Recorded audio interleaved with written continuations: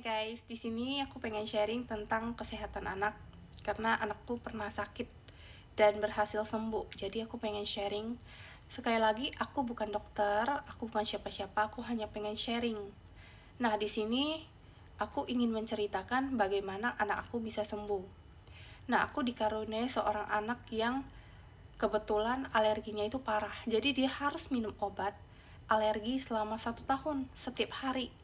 Jadi aku merasakan bagaimana menderitanya jadi dia gitu, karena aku kebetulan juga menderita alergi puluhan tahun. Setiap hari aku harus minum obat. Dan akhirnya singkat cerita kita berhasil sembuh, aku dan anakku. Alergi kita nggak pernah kambuh lagi.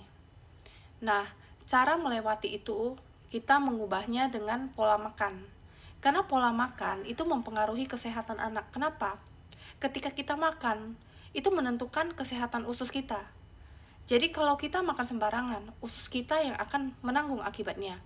Ketika usus rusak akibat makanan toksik yang kita makan, seluruh kesehatan tubuh kita akan ikut terganggu.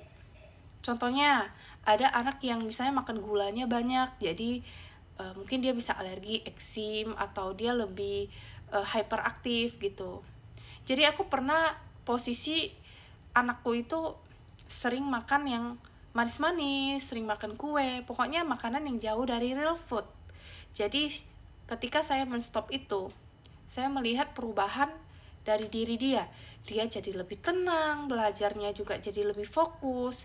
Itu dalam 3 hari. Nah, itu bagaimana makanan tuh bisa mempengaruhi seluruh sistem tubuh kita. Dari pikiran, dari jiwa kita semua gitu. Aku juga yang tadinya sering anxiety, sekarang juga udah enggak gitu. Jadi hal-hal yang membuat anak kita alergi dan sakit-sakitan itu adalah intinya dari makanan.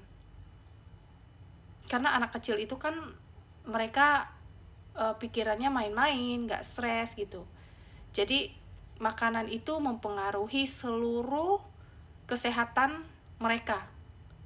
Jadi perilaku mereka juga itu dari makanan. Jadi aku pengen di sini mengajak semua ibu-ibu di luar sana, mungkin yang saat ini anaknya sedang sakit, please makanan toksik hentikan dulu.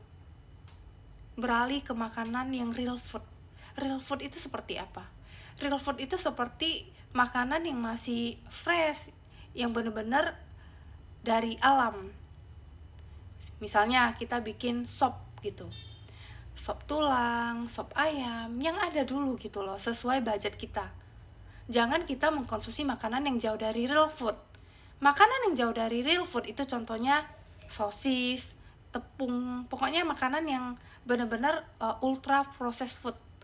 Gula, ya makanan yang kayak benar-benar kita masak dari dapur. Kecuali mungkin sesekali weekend nggak apa-apa, tapi kalau kondisi anak kita mungkin saat ini sakit parah, kita nggak ketemu jalan keluar, satu-satunya kita harus hentikan makanan toksik itu.